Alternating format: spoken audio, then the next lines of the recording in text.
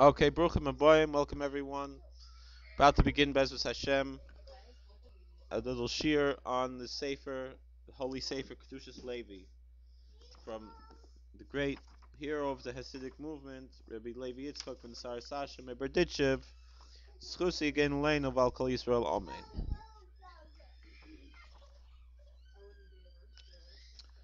Um, you know, we talk a lot about, we said that this is a class in Kabbalah, so there's something in this week's Parsha that's probably one of the most important ideas in the Kabbalah. And uh, the Kedushas Levi addresses this. That is Inyan Shem Ayin Beis. That is the concept of the 72 names of God. This is something, it's become more well known, maybe not from the best sources, but it's actually something, it's mentioned in the Talmud, and the Tosfos explains that we have three verses in this week's Parsha before the crossing of the Red Sea that each have 72 letters. Each verse, three verses in a row with 72 letters.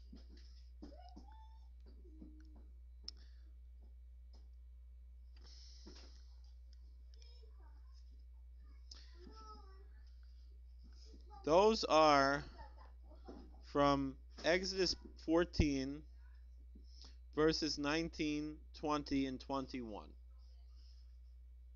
And the the Gemara in Sukkah mentions this, and the Tosfos explains that what you do is you take the first letter from the first verse and the last letter from the second verse and the first letter from the first verse, and you get one name. And then the same thing the next, you will take the second letter from the first verse, the penultimate, the second to the last letter in the second verse, and then the second letter again from the third verse, and you get a second name, and so forth, the third, and then third to the last, and third, the fourth, and the fourth, the last, and the fourth, and so forth, till you get to the point where you get the last letter of the first verse, the first letter of the second verse, and the last letter of the first verse, and altogether you will get 72 three-letter combinations that are what are called the Shem Ayin Beis, the 72 names. Um, in many shuls, they will have these names uh, on the walls or something. For example, in the Babaver synagogue, they have them. They're not so prominent, but they have all 72 names around the top, the main Babaver synagogue in Borough Park on 48th Street. And in Satmar, there's a very popular Shavisi. Many synagogues have the yellow Shavisi that's very popular, has on it the 72 names. Now, we're not supposed to pronounce the names, but there's an idea to have in mind the names. The Arizal says, and this is something that's printed in many Hasidic Sidurim, is that by the second paragraph of the Shema, V'hoya im Shemoah, for the first 72 words of that paragraph, you should have in mind those 72 names, one name for each word of those 72 words. Similarly, the letters of Ana B'Koach, they're 42 letters, and they're 42 words in the first paragraph, V'yahavta. Um, those each there should be a letter for each one, and then there are other names for the last paragraph. But right now we're talking about the V'hoyim Shemoah, the second paragraph. But they're not meant to be pronounced, only to be meditated upon, and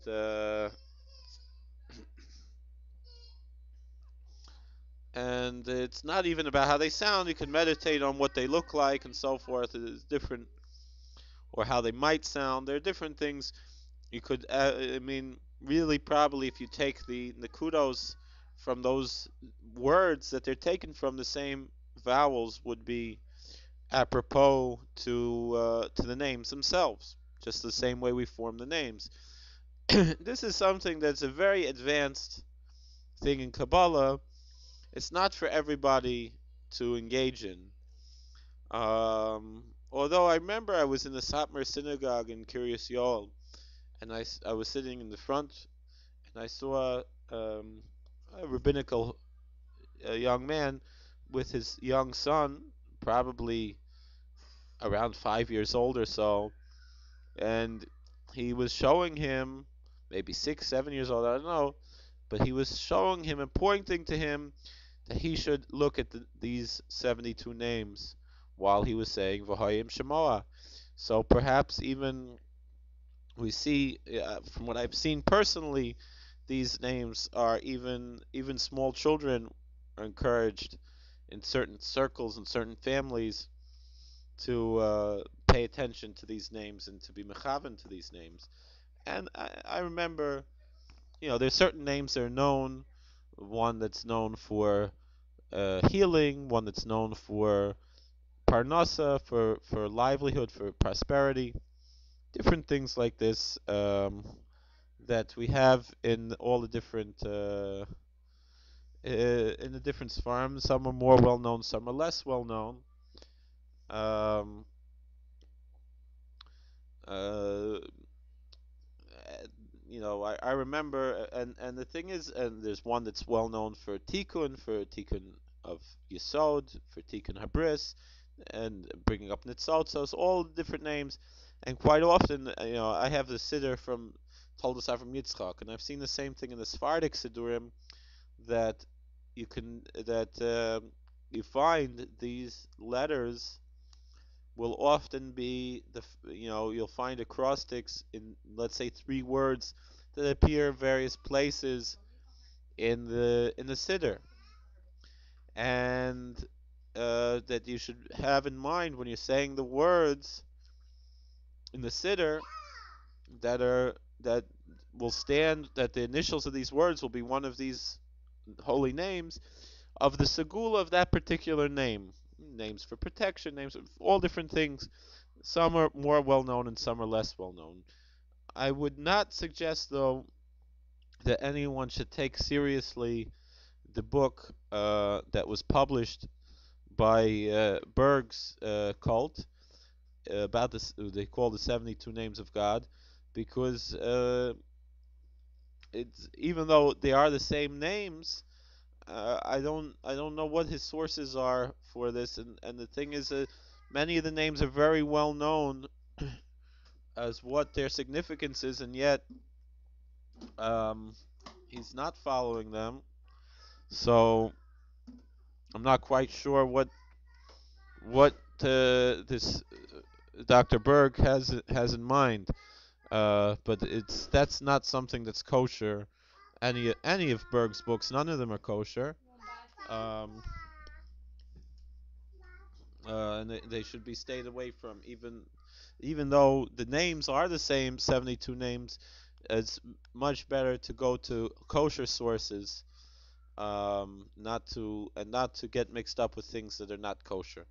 Um, anyway, um, we don't need to get too much into the Kabbalistic things, but if there's something in the Kedushas Levi, that's Shavuot L'Chol Nefesh. That's something we can all study.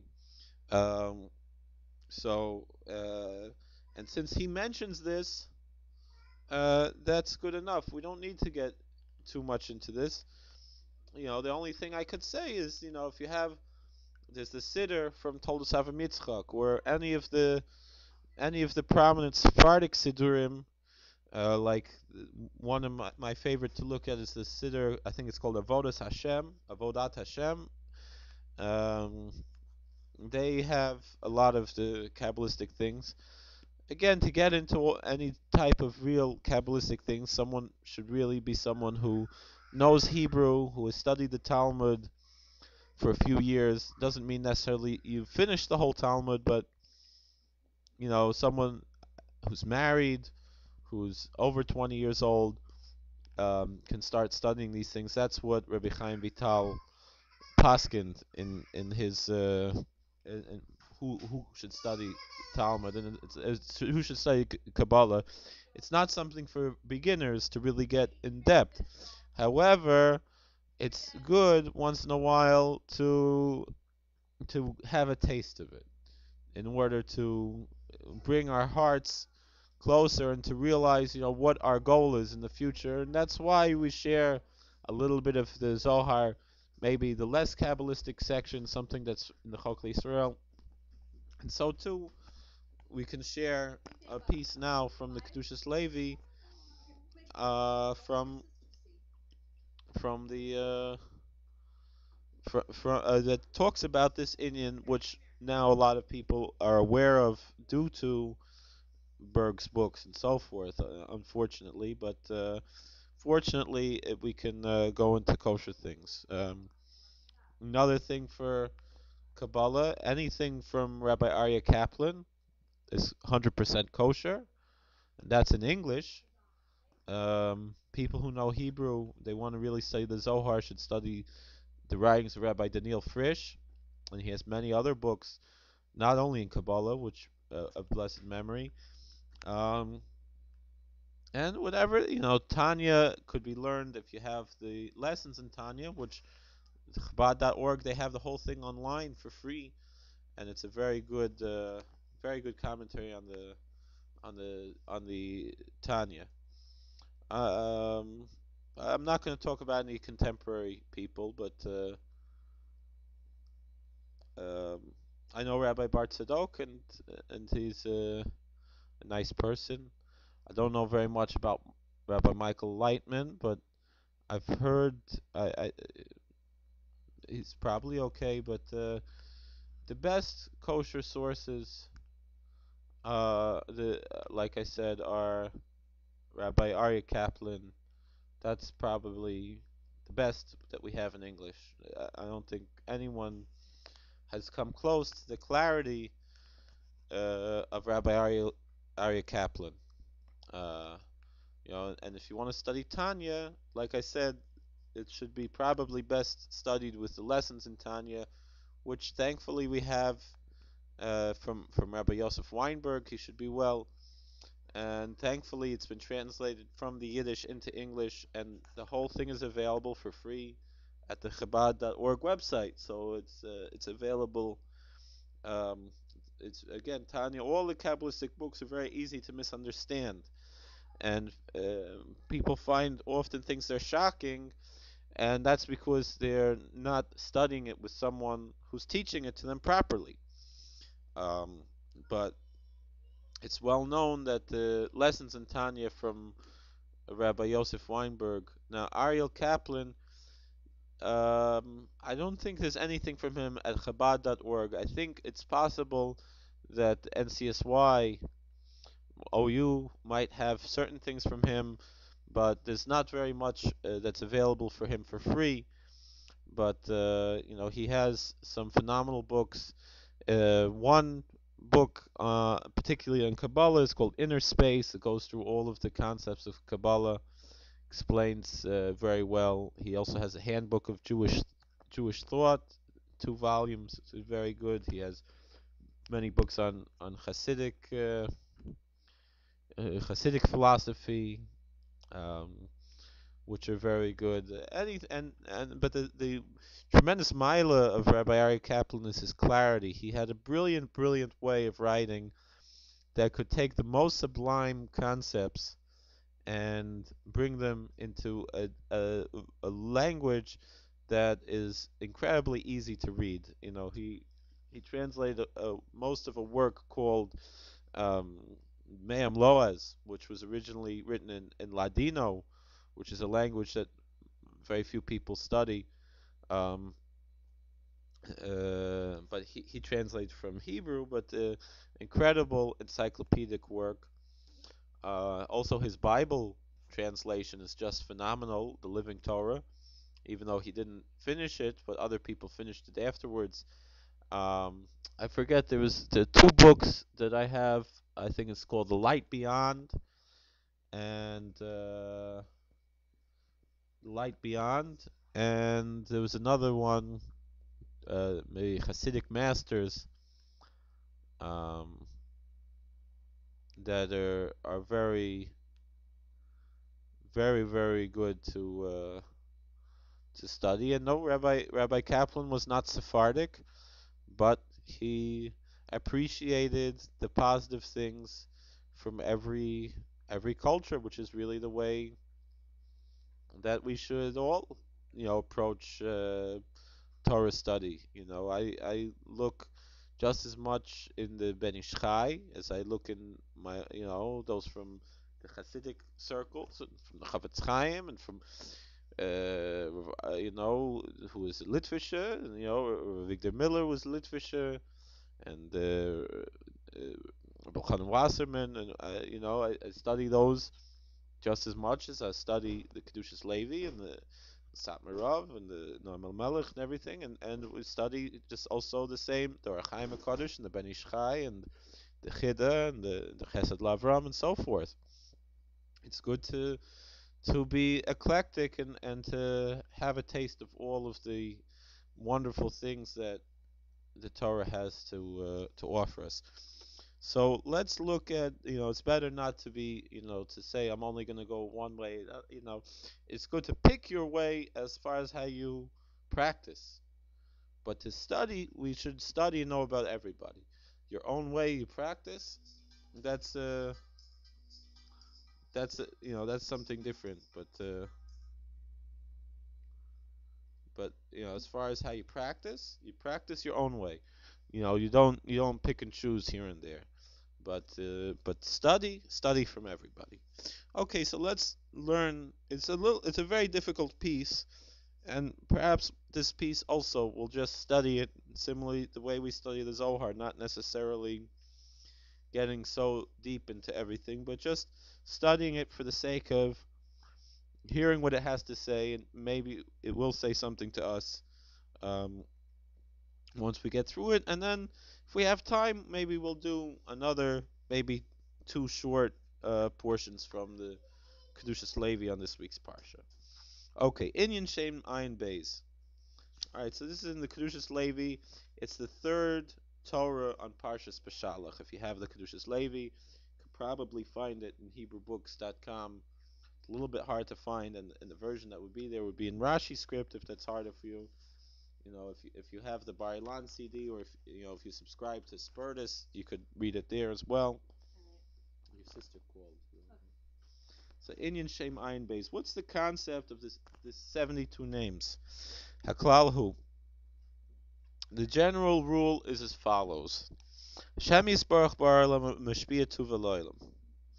God, may He be blessed, created the world, and He poured down His blessing of goodness into the world. V'Hashpos Hashem Yisbarach L'Olam Nikra Or Yasher. God's influence in the world is called in the Kabbalah Or Yasher, a straight light. Masher Lamus Magbiim Atzmam Lavoid Hashem Yisbarach Shechoizim L'Shorshram Nikra Or Choizer. And then the worlds, they go back and lift themselves up to serve God. That's a return to its source, and that's called a returning light. So we have two lights. We have the Or Yashar, the straight light, the light that's coming down from God, and the Or Chozer, the returning light, the reflection that we reflect back to God in our service to God. According to this, we can understand the concept of the 72 names. Hayotze me pasuk v'yisa v'yavoy v'yet. These 72 names come out from the three verses in Exodus 14, verse 19, verse 20, and verse 21. That start and they went and they traveled and they went and he lifted up his hand. Hu yasher v'hafuch. These names, they go straight and they go backwards, reverse, forwards and reverse. Meaning that the first verse is taken in its order, meaning the first letter, and then the second letter, the third letter, And then the second word is taken from reverse, meaning starting from the last letter and going to the first, and then the third verse again is taken from beginning to end. So it's forwards, backwards, forwards. Knisker b'siddur Arizal b'Kriya Shema. This is mentioned in the prayer book in the Siddur of the Arizal by Kriya Shema. Like I said, by the second paragraph of the Kriya Shema, V'hayim Shemoya, the pasuk V'yisahu Yashar, the first verse, Exodus 14:19, V'yisa is taken straight. Upasuk V'yavo Hu Hafuch, and the second verse V'yavo, Exodus 14:20, is reversed. B'Shem Ayin Beis in the 72 names. Upasuk V'yet Gam Kein Yashar, and then the third verse, Exodus 14:21, Vayet, begins with the words in Hebrew Vayet, that Moses lifted up his hand. That is also forward. And all three verses in a row have 72 letters. Ve'elu shlosha psukim namru gabe kriyas hayam. These three verses are said in reference to the splitting of the Red Sea. Inyan hayam hayakach. The concept of the Red Sea is like this. Mitchila baroisei Hashem yisbarach. Vunikra or Yashar canal. First, God created the Red Sea. And that is called a straight light, like we said before, meaning it's as God made it. Toivus Hashem yisbarach shabara kol nikra or Yashar. The goodness of God, who created everything, is called a straight light that is going just as God made it. V'chakach k'shenivka chazer l'sharshay. Afterwards, when the sea was split, it went back to its root, to Har Chayzer, meaning the sea listened to God's command and it split, and that's called a returning light. That's why the second verse in the 72 names is reversed. And then when the sea went back to its original strength, its original way,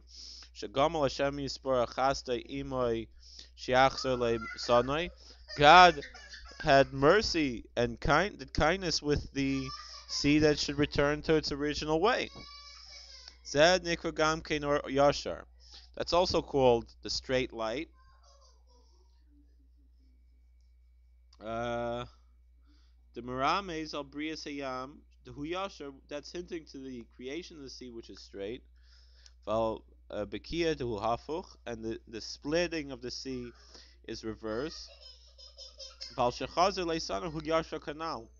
And when it goes back to its original way, that's straight, like we said above. Meaning, so basically, the 72 names represent splitting of the Red Sea.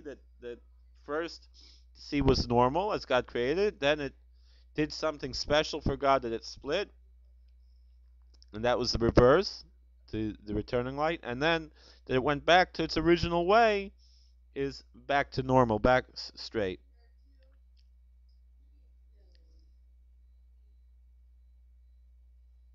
Bezer hervachnu tuv tam bekushya shehevim meforshim. So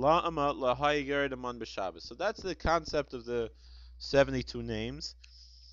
And the Rebbe says, the Kedushas Levi, the Berdichever Rav says, that we can explain now the question that the Meforshim, that the commentators ask, why didn't the manna fall on Shabbos? Usvur Gedela Shabbos, right? It's an excellent question. Meaning, even though the whole world experiences Shabbos, the natural world does not stop working on Shabbos. Meaning, uh, produce grows on Shabbos, everything. So why would it be that the manna wouldn't fall on Shabbos? It's also coming from God, just like the vegetables are growing, the fruits are growing. That's from God. So too the manna falling also from God. So why on Shabbos the manna doesn't fall? Doesn't make sense. God could have made the manna fall right into our lap, so we wouldn't have to break Shabbos to get it. So why didn't the manna fall on Shabbos? V'ayin ba'alshech HaKadosh. Look in the holy Alshech. You could see what he says. L'fiyanal Yuvin, he asked this question. L'fiyanal Yuvin, but when we think about the 72 names, we can understand what happened, why the manna did not fall on Shabbos. And this week's parsha we also have the manna. Yadua ki vav yimei ha'maisa hima shebara kadosh baruch hu behem esaylamai. We should know that the 6 days a week, that's what God used to create the world, right? Lichsiv. It says in Exodus 20, verse 11, in the Ten Commandments, Ki sheishis yomim asa, that God made the world 6 days. Shahu or Yasha Kanal. That's the straight light, right? That we said, the way God creates the world. Shabbos hu shalamus mistaklim und stoikikim levaydasei v'chayzim l'sharshim l'dain kol l'davik b'kedushasei. Shabbos, the Sabbath, that's how the worlds are looking up and desiring to serve God and to return to their source, to their root, to the Lord of all, to attach themselves to His holiness. L'davik b'kedushasei. That's what the Medrash explains in Genesis chapter 2, verse 2, when God finished all the work He did. Can be a Shabbos, that the world is desiring on the Sabbath day to serve God. And this, that we bring joy to God, that we're fulfilling the purpose of creation by serving Him, that is the returning light, like we said before. That how the worlds are returning to God, that's the returning light. So we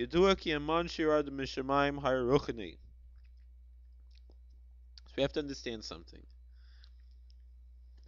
The manna that fell from heaven, that was spiritual. When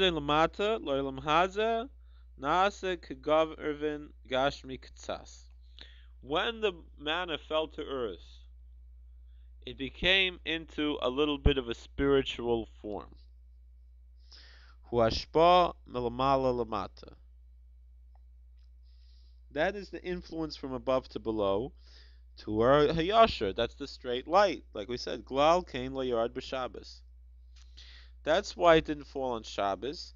Ki Shabbos hu hefech, to a Shabbos hu or choizer kanal.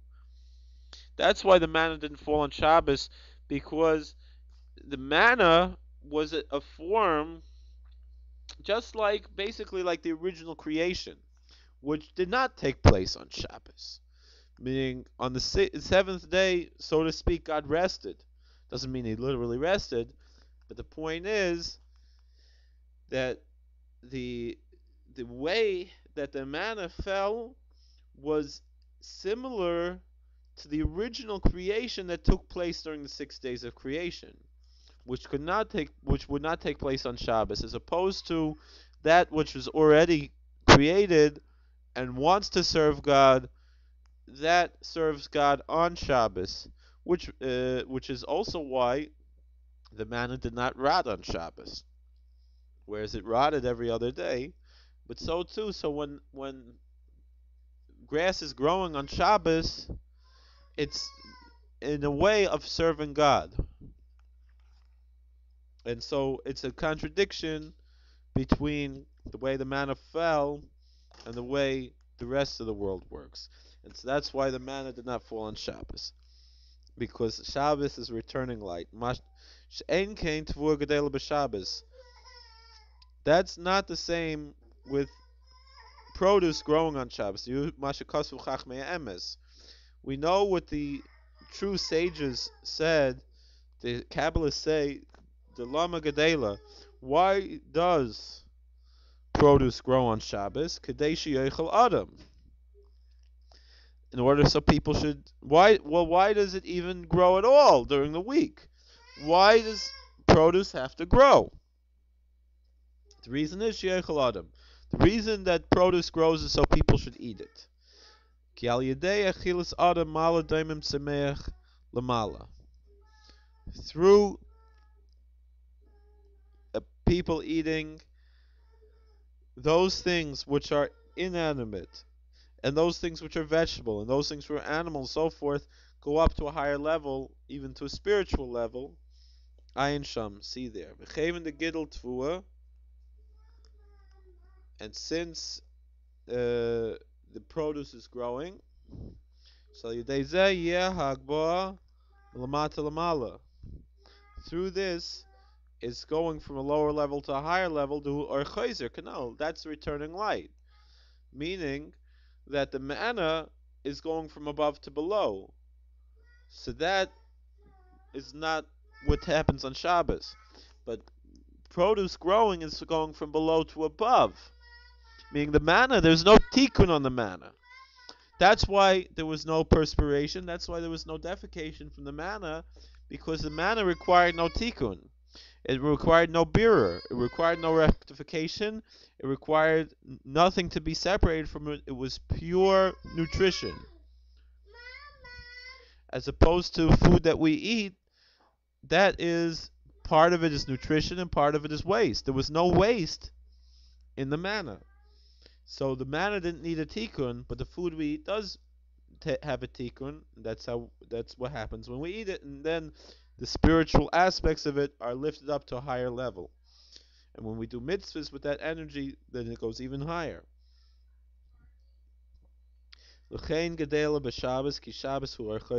That's why produce grows on Shabbos, because Shabbos is the returning light, like we said above. Okay. Um, all right, we'll do two short Divrei Torah. We'll do the sixth Dvar Torah. It starts like this: V'yolech Hashem esayam Baruch Kadem, and God caused the sea to go with an east wind. This is Exodus 14:21. V'navo levoer. We're gonna go and explain. Ma'azeh Hashem Yisparach Mishana Tviyim. Why is God changing our the nature? Why did God do such a thing? Splitting the Red Sea. Couldn't He save us in a natural way? What is this? We have such a thing. God created the natural world. He doesn't want it to change it. He tries not to do miracles. So why, why does it happen? Because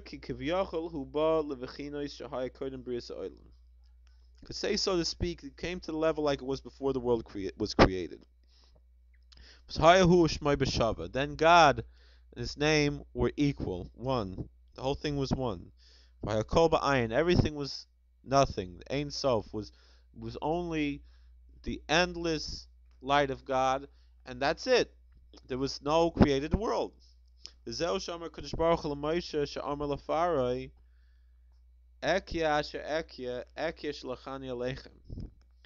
what God said to Moses. He should say to Pharaoh, in Exodus chapter 3, verse 14, I will be that which I will be. Most translators say I am what I am, but really the proper translation of Ekia is I will be. And it's one of the highest names of God. I will be sent me to you. Meaning this is in Kabbalah the one of the highest names of God is Ekia.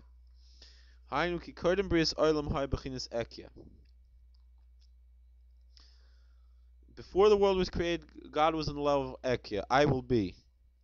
That I will be to you for a God.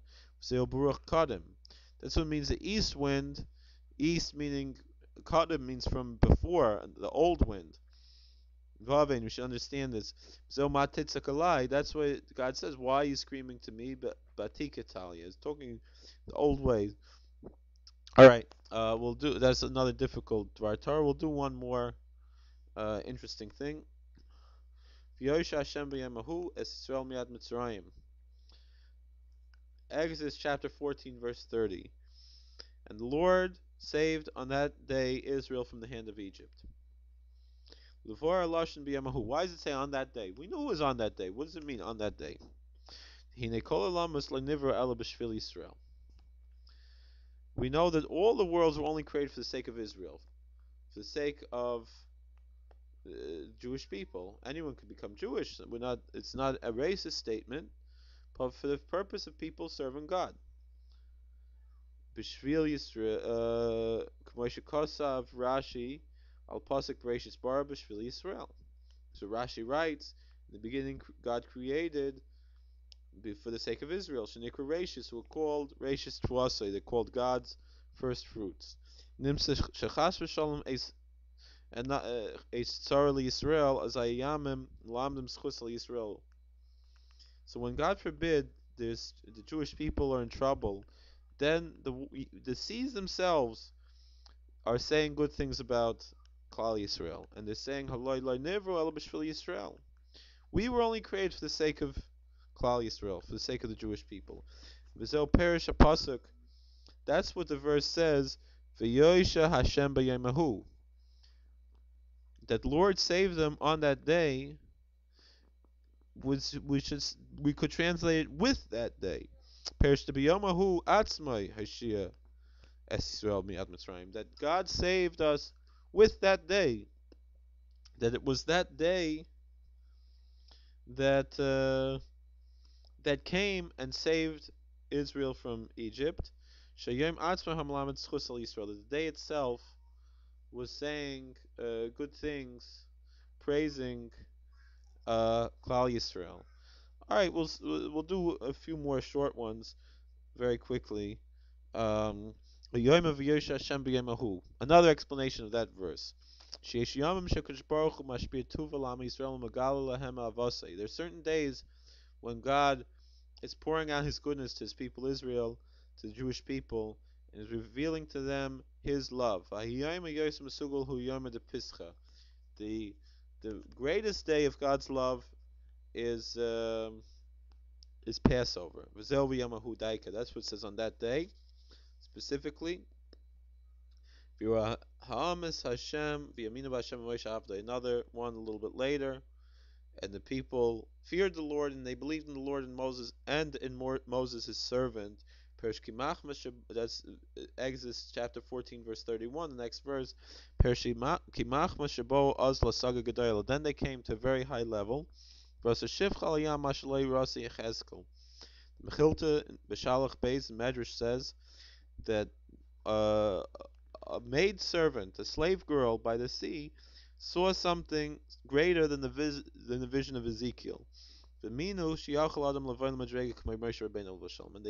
does it mean? They believed in Moses. They believed that they too could become on a high level like Moses. Even though the prophecy we can't get, but the Rambam does say everyone could be a tzaddik like Moses. Okay. Uh, all right. It says please. You have a question, Romero? I'm gonna finish up here. I'll give a few more minutes if anyone has any questions. I see it says thank you, Rabbi. Please. Um, is there a particular question? We'd love to answer it. There's only a few people here in the audience, but the video will be available online later. Okay. Well, thank you for joining us. Anyone who's in town, in Richmond, welcome to join us. We're going to have a nice Tish Friday night. We'll start dinner at 7 o'clock, probably. The Tish for Shabbos Shira will probably be around 8 o'clock. And we'll sing the Crossing the Red Sea. So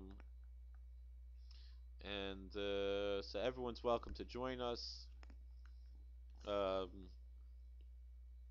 For the Tish Friday night, but that we can't put online, and then Shabbos Day will be at Kol Emes. You can come here, and then the third meal will be online. Everyone's welcome to see us and join us there, and I really appreciate it. It means a lot to me, everyone who joins us there. And incidentally, on our website, nehiva.org, Nachle Emuna, we have the text of the hymns that we sing. I'm pretty sure I have them there, and some of them are only in Hebrew, but some of them are transliterated. Some are even translated. Not all of them. I'm sorry for that, but at least for sure, if you can read Hebrew, it's all there in Hebrew, and some things are in English, either translated or transliterated or both, and you can follow along there with the hymns that we sing, and then we'll have some nice Divrei Torah. Let me try to find that link before before we close up here. Um,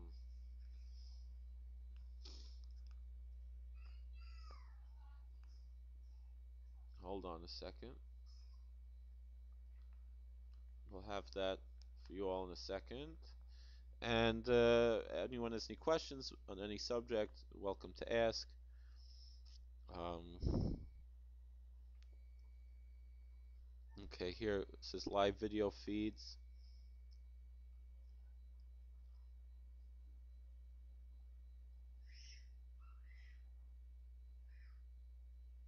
And Zmiros for Shalashudas. I'll. So it's. Let me try to open the link in a new tab, so then we can just. Here we go. It's a PDF file, and I'll put the link right here. Um, all right, here's the link to the hymns, the Zmiros for Shalashudas. You want to? Unfortunately, we don't have our own 501c3. So if you need a tax write-off, um, what we could do is donate to maybe to. I know our friend Moshe Otero has 501c3. You could send to him or to Kolemis here in Richmond. Might be able to work something out. Otherwise, if you don't need a tax write-off, you can just send me to my PayPal account. Um, yeah, I'll give you my PayPal account. Um, is over there, Joseph Kolakowski at gmail.com. But and I really appreciate that. Or you can send me my address should be on the website probably nehiva.org. Do we have uh, you can email me privately if you want. If that either you can send by PayPal there, or you can email me privately, and we appreciate that very much. And it should be a merit for you and your whole family. And thank you very much for that. And God should bless you with only good things. Um, all right, if we have any more questions, um, welcome to ask, or you can email me. There's my email address. You can email me anytime, or you can send me a message on Facebook. Otherwise, we're gonna stop now, and we'll see you, God willing, on Saturday night after this man. But it'll still be Shabbos for me, but can come join us there. Next week we have all the regular classes, but additionally Thursday is Chamishas B'Shvat. It's the 15th day of Shvat, the New Year for the trees, and we're gonna have a little tish here, and we'll try to have the tish also live broadcast. I'm thinking will probably be sometime in the afternoon, probably around 4 o'clock next Thursday. Not sure yet. We'll have to see what the schedule is exactly with everything. But if it works out, we'll have the Tish for Tu B'Shvat, Chamisha B'Shvat, for the New Year for the trees, with some Divrei Torah, and it won't be a very long Tish, but we'll enjoy your company there. Okay. Have a wonderful night, and God bless, and we'll have a good Shabbos. Thank you for joining us.